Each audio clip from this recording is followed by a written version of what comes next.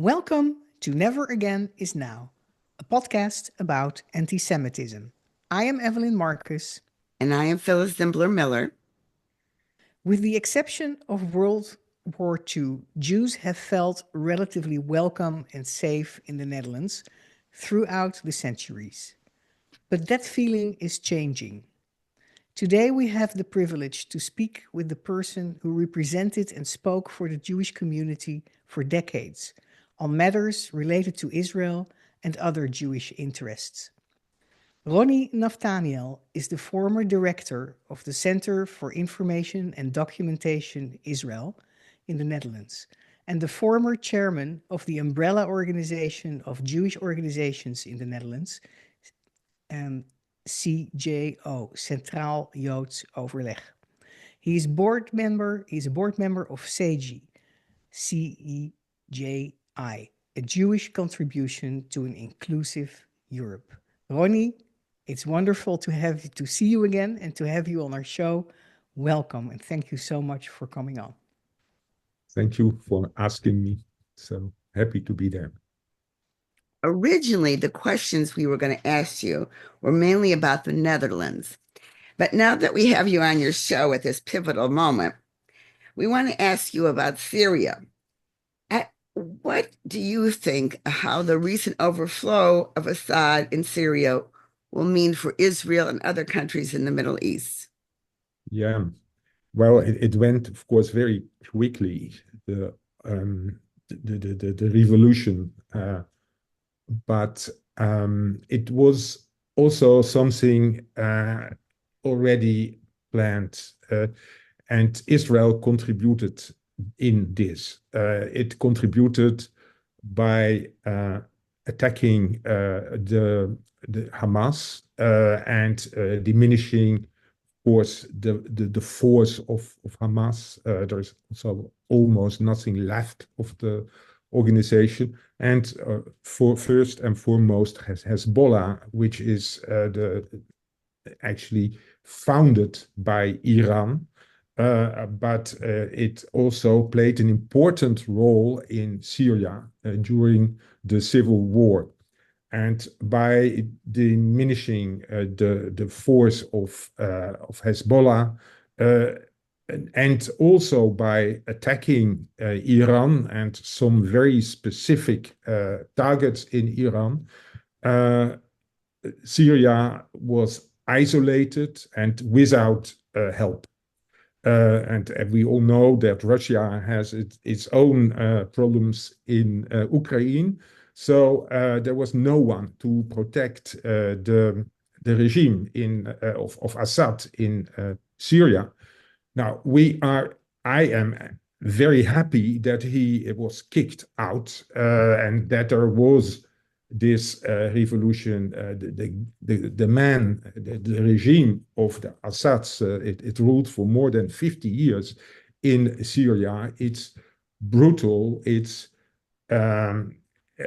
violates all human rights.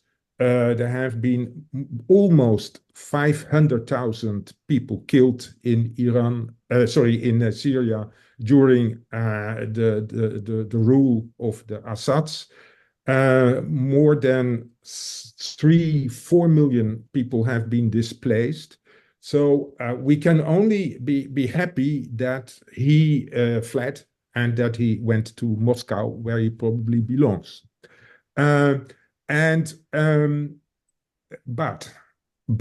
the people who took over, I am not sure, and many of us are not sure whether these people are the true Democrats, which we would like to see in Syria. We all would like to see Syria as a democratic, reliable country, non-aggressive country, which, by the way, would help also Lebanon very much. But this Hayat Tahrir al-Sham organization, which is the most important one, which took over the regime, is an offspring of al-Nusra and also of al-Qaeda. there is even a prize, I think, on the head of Mohammed Al Jolani, the leader of the organization. I think $10 million. He's wanted in the US. And he wants most probably also in regime based on the Sharia. And if there will be a regime on the Sharia, that the one unfreedom will be replaced by the other unfreedom. And of course, he will be an enemy of the Iranians, because the Iranians have helped the Assad family. But at the same time, he will be also a danger of Israel. That's also in his first remarks. He said already, well, we have liberated Damascus, but our road goes through the Golan to Al-Quds, to Jerusalem. And so we are not sure that this in itself will be for Israel an improvement. It looks a bit like the overturn of the Shah in 79. Everyone was happy because the Shah also suppressed people on a big scale. And then the first 2-3 months, it looked that there will be a kind of democracy, new democracy. Khomeini came from Paris to take over, but it worked out to be one of the most suppressive regimes in the world. And that could happen also in Syria. And so we have to wait and see, and we have to be very prudent with this kind of regime. And Ronny, what do you expect from Turkey in this dynamic in Syria? Yeah, that's a good question, because they are friends of Turkey. Turkey has supported this HTS organization with arms coming from NATO, by the way. Wow. And they have a certain influence on this HTS, but whether this lasts, we don't know. And Turkey has its own interest. They didn't like the Assad family, but they don't, first and foremost, the Kurds. The Kurds next to Syria, to Turkey, and they have the Kurds have a big part, 25% still from Syria in their hands. So there are several scenarios, but one of the scenarios is also that those minorities will start a fight among themselves. The Kurds, the groups supported by the Turks, the Alawites, which are the ones who where the power of Assad was based on, the Christians, and the Druze.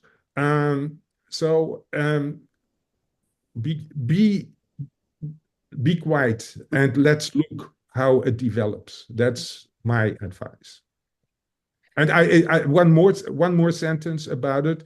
I believe that it is very wise of Israel that they have bombed the fleet of Syria, and also some weapon factories and some weapon storage places, because you never know in whose hands it will fall.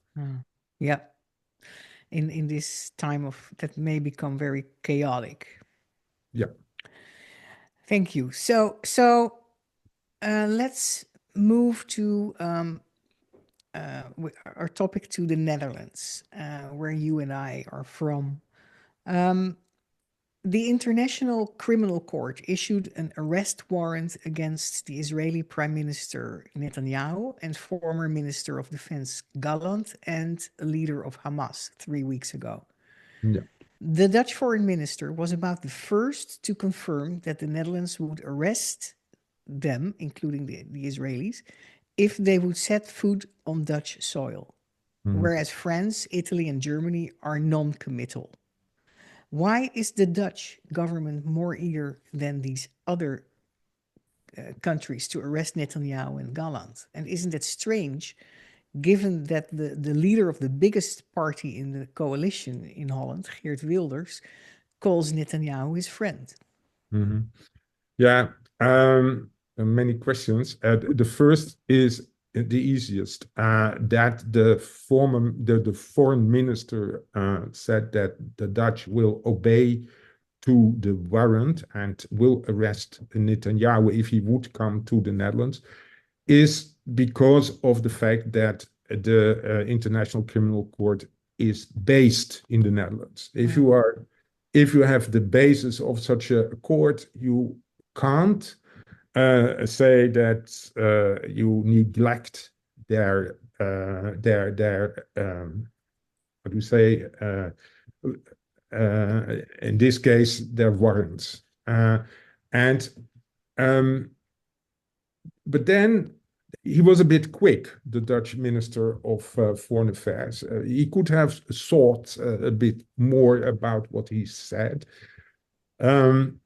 First and foremost, if you say that you will arrest Netanyahu, then of course then Israel will react, and that they did because he had planned a trip to Israel, and that was cancelled by the Israeli government. They said, "Well, if you want to arrest our prime minister, you are not welcome."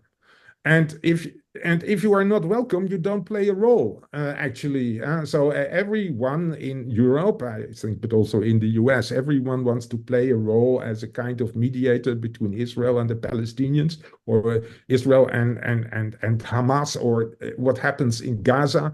But you place yourself outside this scenario if you say, yeah, we want to arrest your prime minister. So he had to think twice. And then the prime minister came, and the Dutch prime minister, he said, well, there might be cases in which Netanyahu still could come to the Netherlands and without being arrested. And that then the Dutch were more or less following the ideas of France. And now I read in Israeli newspaper Maariv that the Dutch Minister of Foreign Affairs said even that he wants to come and to shake the hands of Netanyahu. So he was a bit quick to respond to the warrant. I'm afraid. In itself, the Caspar Veldkamp is his name, the Minister of Foreign Affairs. He is considered as a friend of Israel, as somebody who has a lot of interest, who served as ambassador in Israel sometime. And also this government is certainly not anti-Israel. Like you have said that Geert Wilders, he made a visit to Israel. He spoke to Netanyahu and to members of parliament and other ministers. He got a prize even in Israel. So yeah, but it is a matter of debate. You know, if the leftist parties today they were even more angry about the behavior of Wilders, because saying that there is this warrant, and then the leader of the most important party goes to Israel, speaks to the prime minister, and so on. So it's a matter of Dutch internal politics also. I see. Okay. So let's not bother to explain the details of that. No, we will not. To the American public. Okay. But there's something else about Dutch politics that we want to know about. So now we're turning to the response of anti-Semitism in the Netherlands since October 7th, and then the much more recent attacks in Amsterdam in connection to the soccer game. And now the Dutch government is launching supposedly a new strategy against anti-Semitism. So can you tell us what this strategy is supposedly going to consist of, and how effective this strategy will be, and why you think yes or no? Yeah, let's say, first say that of course it was a horrible act what happened in Amsterdam, and what we saw afterwards was probably even more horrible because many newspapers and some of the politicians, they tried to change the victim with the perpetrator. You know, they hinted that, not only hinted, they said that Right. actually Maccabi was guilty of the riots that broke out, but it was not. It was a real Jew hunt. There is recently a publication in one of the Amsterdam newspapers what exactly described what happened that evening, and then you see that through how do you say it, the several accounts of people, that everything was prepared and that it was arranged where to attack the Maccabi supporters, and they spoke many times about Jew hunt, and they asked people, "Are you Jewish?" You know, so you can't exclude in this case Israel from Judaism and so on. It was really an act of aggression. Now, what did the Dutch government do? They had already in the pipeline some measures against anti-Semitism, but if it is in the pipeline, usually takes years because before they are implemented. Um, but some of the measures they and the parliament played also a role. One of the organizations very active in anti-Israel activities, and probably also sometimes in anti-Jewish activities. I have to be careful in saying that, but but one of those organizations is Samidum, and they want to put that organization on the terror list. It is already on the terror list in Germany, and they want to place it on the terrorist list in the Netherlands also. It has contact with um, the Palestinian organization, which in itself is also on the European terror list.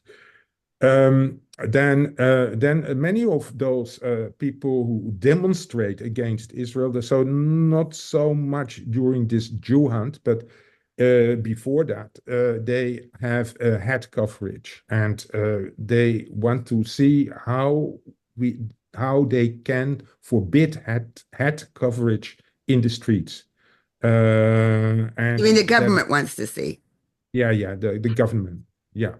And then they came also with educational solutions. One, of course, is more Holocaust education for schools.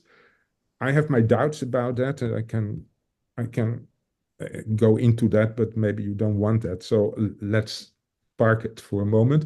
And also, and which I think is extremely interesting, more education on Jewish life. And I think that is key if it comes to education, because people don't know anything about Jews. We have tested that in the Netherlands, and the only thing they know is Israel and the Holocaust. And that's all. And they don't know what Judaism is. They don't know what the contribution of Jews is to society. And many Muslim pupils, they think that Jews are a religion, and they don't see Jews as a people. And this in itself is a big problem. If we are a religion, then we have no rights on whatsoever. If you are a people, you have rights on self-determination, rights on a country, but a religion has rights of a religion, can practice its religion, but not its rights as a people in a state. And this is also one of the advices of the Dutch government. Now, in itself, if you come with all those ideas and also more punishment and so on, that sounds all fine, but take into account that it takes at least 3 4 years before this is implemented, and then there is a big but. We have already laws against anti-Semitism, and they are not implemented in a proper way.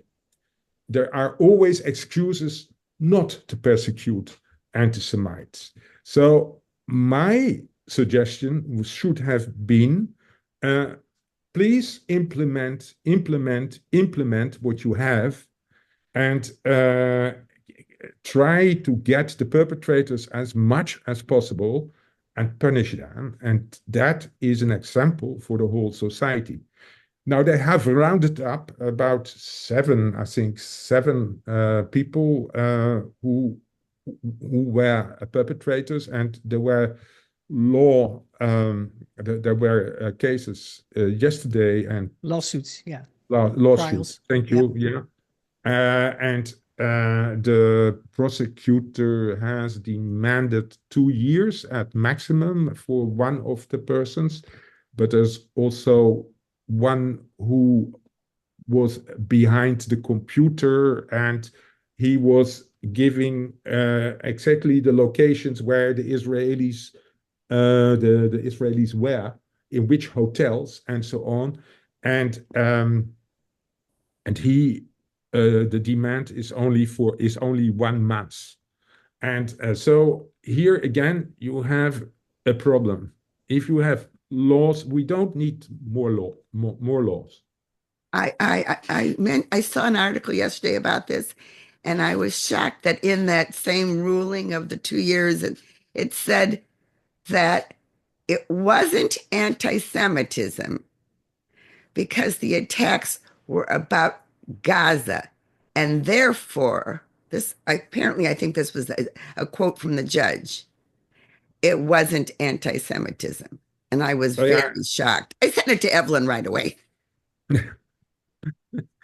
I can imagine, but there you have to look at with a juridical look at it, because probably the person itself didn't speak about Jew hunt or let's catch the Jews or let's beat the Jews or whatsoever. So then you can't blame him of anti-Semitism. There are certain people in this court, in this Yes.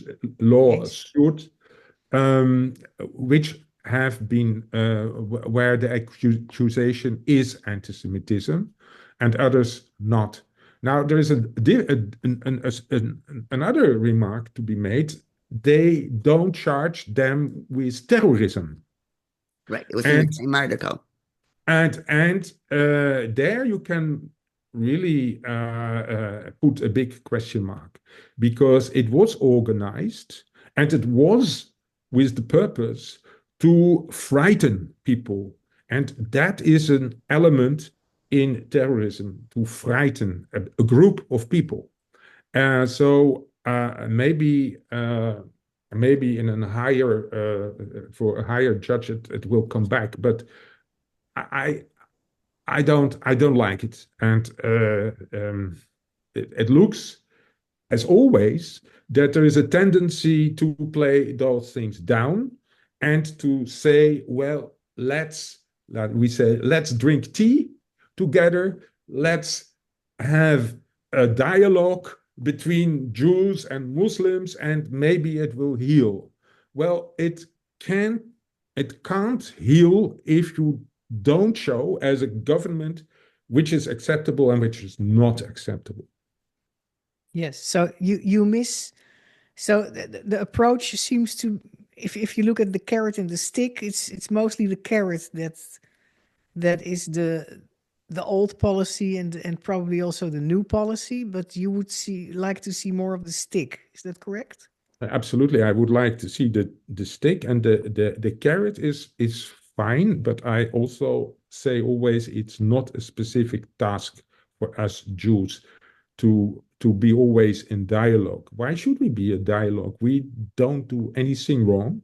So let the society as such be in dialogue, and we are part of the society. If you want to speak with others, it's fine. In my daily life, I speak with others. If I go to the butcher, I speak with others, and to the bakery, I speak with others, and that's excellent, and that's how you can build relationships. But it doesn't come in the place of a strong government which tells the people what is acceptable and what's not acceptable. So this government has run on on a more strong policy, um, government policy against crime coming from with an overrepresentation Yeah, of people of immigrant background, Muslim background. They absolutely. run on that in the elections, and still the policy that they propose now in case of anti-Semitism is still very soft, is what I understand. I don't get that. Yeah, but that's the legal system, and it's not only the government which is important there. It's also the city of Amsterdam, which plays a role. And as I said, that if you want to implement new policy, it takes years Yeah. in our society. But to come back on one of the things you implied to say is that, for instance, the Freedom Party of Geert Wilders, they said that people who commit crimes and have a double nationality, then they should be kicked out of the country after being convicted. They should be kicked out of the country to the original country where they come from, and that is impossible in our society. Our constitution forbids it. You can't differ between the one criminal and the other criminal. And Mhm. they are all in the Netherlands, and they make their crimes, they do their crimes in the Netherlands. So you can't kick out people if they have once a Dutch passport.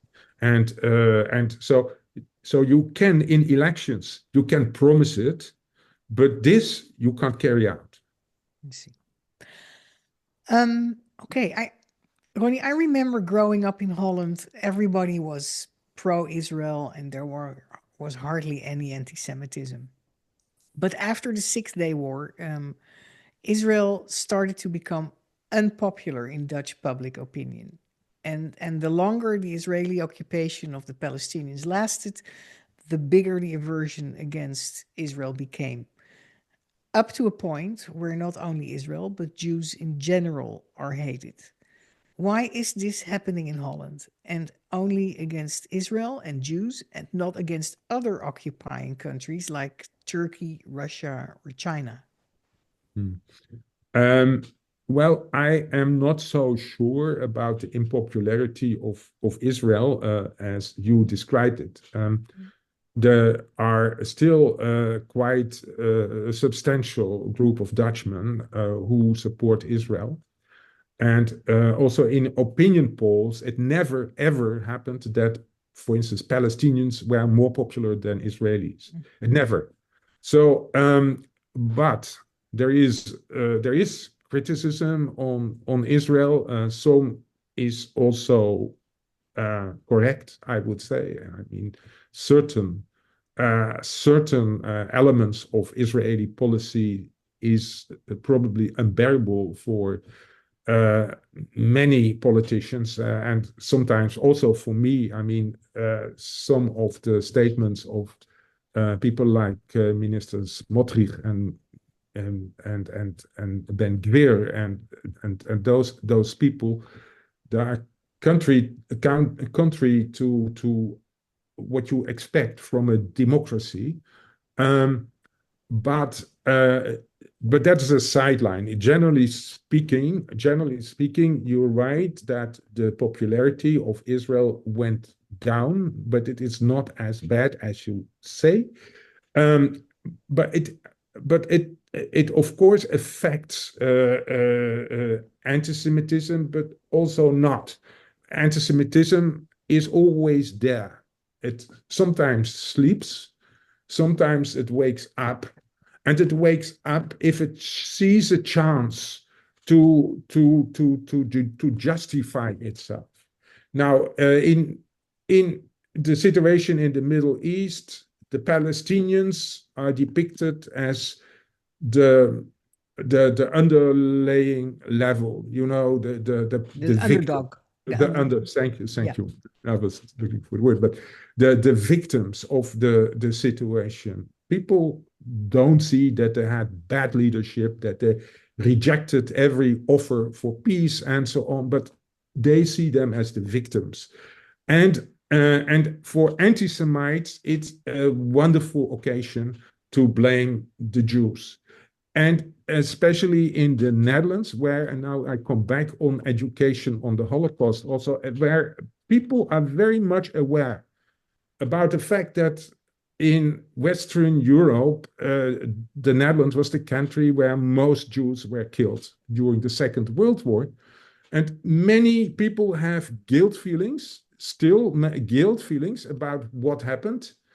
Uh, and they want to get away with those guilt feelings. So if they find Jews who could be blamed for human rights violations, for killing of Palestinians, they grab it and they show to the world, see, the Jews are doing the same as we do. And that is something which we see all the time. Also, Israel is very often compared with Nazi behavior. And it's so it is a mix of anti-Semitism, existing anti-Semitism, which looks for a way to express itself, and also kind of misplaced, probably misplaced guilt feelings about the Second World War, what happened. So that's what you see.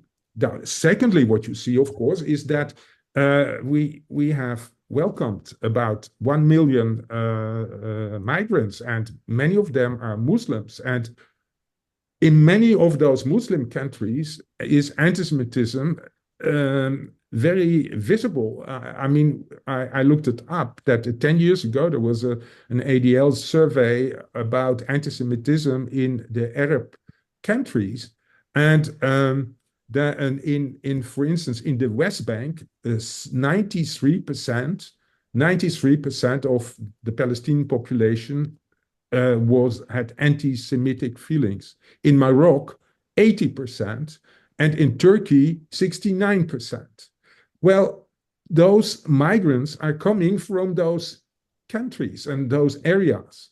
So they just bring it with them. So one of the other steps the government has announced is that they will give a better education for newcomers. They will cut also the amount of newcomers, but that's a different discussion. But they will also try to educate newcomers in the hope that they can get away with this anti-Semitism, sometimes anti-democratic behavior, and so on. So if you fill your country with people who have those, who have, not all, but with many people who have those attitudes, then don't be surprised that it comes out at a certain moment.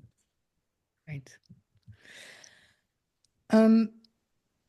Some people hold the dreadful opinion that dissolving the Jewish state would be a good solution for bringing peace between Jews and Arabs in the Middle East. To have Jews and Arabs living in one non-Jewish state, a so-called one-state solution. How many people in Europe have that opinion? I don't know, but I had to laugh about this question, because if there is no Israel, then there is no war there. Huh? That's for sure. If there are no Jews, then there is no anti-Semitism. So everything is solved. If we stop breathing, we then the world may look much better, huh, in that way. Mhm. I mean, that's if the Jews are not there, then well, then we are all in heaven. But no, I don't think that there are many people who believe that the state of Israel should stop being in should stop as a state. And I know I am quite sure that the big majority of the Dutchmen still believe in the rights of Israel to live within secure boundaries. And yeah, this is not a workable proposal, because we have seen what happened with the Jews who lived in the Arab countries. We had almost 1 million Jews living in the Arab countries. And I think only 10,000 left Yeah, now. let's tell our audience. Many of our audience does not know how the Jews in the Arab countries were brutally expelled. That's not talked a lot about in the United States. Yeah, yeah. Well, that happened in also already during the War of Independence in '48. That many Jews had to flee the Arab countries to begin in Iraq. That was already during the Second World War, because the regime of Iraq, they chose the side of Hitler. Like, by the way, also the Mufti of Jerusalem did. They kicked out the Jews, and they kicked out the Jews after the independence of the state of Israel. Hundreds of thousands of Jews left to Israel, France, Canada, to the US also. And then after 67, about still another 200,000 were kicked out. And there are only some Jews left in Morocco, about 3,000 about. And in Tunisia, 1,500 Jews, only 100 in Lebanon, 7 in Egypt. There is nothing left of an ancient culture which contributed enormously to the Arab countries. You didn't And you didn't even mention Iranians when they well, had to leave because of the Shah. I live in a neighborhood with a lot of Iranians, and I'm constantly reminded that they were kicked out. yeah, but still, the strange thing is that in Iran there are still about 10,000 Jews living, and it is in the Muslim world, maybe after Turkey, but a lot of Turkish Jews are fleeing at this moment. Why, I don't know exactly, but they are fleeing. But it's together with Turkey is the country where still most Jews live. And but of course, there was a big cooperation between the Jewish community and the Iranian people, and that has all totally be totally spoiled, totally distracted by the mullahs, totally. But some are still there. As we come to near the end of our talk, as you know, anti-Semitism is rising rapidly in the United States. So, what things that we in America can learn from what's happening in Holland? What advice do you have for us? Yeah, well, some of those things are the same. Yeah, the activities at universities, for instance, the boycott acts. First, it starts with boycotts against Israeli universities. And then if Jewish students are protesting, then you hear that Zionists are not welcome on events and this kind of things. So it spreads from typically anti-Israeli behavior to anti-Jewish behavior, and that is international. So what I would advise is that we research very much the linkages between those activities at universities. I would like to see which sources are behind it. Funding source. You mean funding sources? Funding and also organizational sources. It's very important to know. It's not only something which comes in the minds of students. It's very well organized sometimes. So and we know, for instance, in Europe, there is one word. There is an organization like the International Socialists, which is active in a lot of those European countries. I don't think that they are so active. They are not active in the US, but yeah. They are. They are. They are maybe a little bit of a different name. But there is a report just published a month ago or so by an American terrorism analyst. His name is Ryan Mauro, Mauro.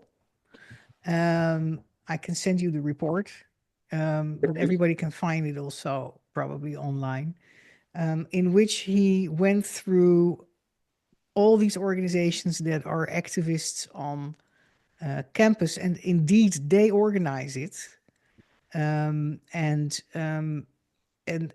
it's a combination of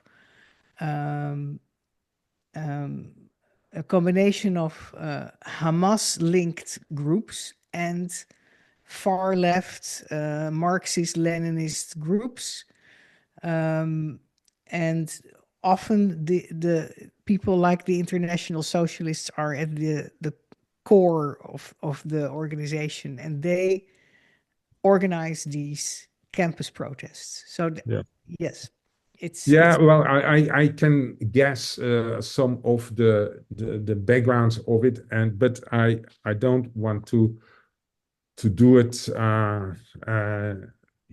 in this place. But I can guess, for instance, that that there is an interest in certain countries to put the attention on Israel, on Gaza, what's happening, and of course, there are certain things which are happening are very deplorable, and many victims, also innocent victims, are falling, and that we can't agree to. But the enormous attention to it, if you compare it to what's happening in other countries,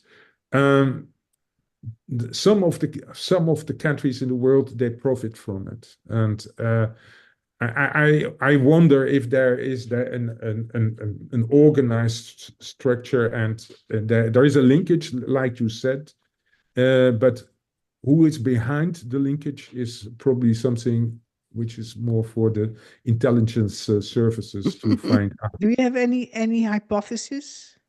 Yeah, maybe, but not here. Not to share? Not to share. Okay. But what should individuals do? What can individuals? And secondly, what is also important. Secondly, is that governmental and other bodies should implement what they say they. If they say that they are against racism and antisemitism, they should show that they are against racism and antisemitism. It should not only stick to words. They should go in practice and should take measures. So that is the second thing, and of course the Jewish people. We should not hide. We should speak out. We should use our voice as much as possible. We We went into hiding during the Second World War, and that time is over. We are a strong people. We are a people which has a lot of resilience. We have a long history, and we have a big future if we speak out and are proud on ourselves. If there is anti-Semitism, it is never, ever us to be blamed about it. It is always the others. And fight that. You fight not only for yourself, you fight for a much better world. So, yeah, take that challenge and speak out. That's an excellent way to end, unless you'd like to add anything else. But I like that challenge very much. Yeah, it's a challenge we should all do. It should be automatically, but yeah, thank you. So I thank you for coming on the show. It was very important what we've been discussing. I thank our listeners. For those of you who want to know more about Evelyn and myself and our other work to fight anti-Semitism, go to Never Again Is Now podcast on Apple Podcasts, Spotify, and YouTube. And please, as we end every episode, we say, speak up against anti-Semitism and all hate.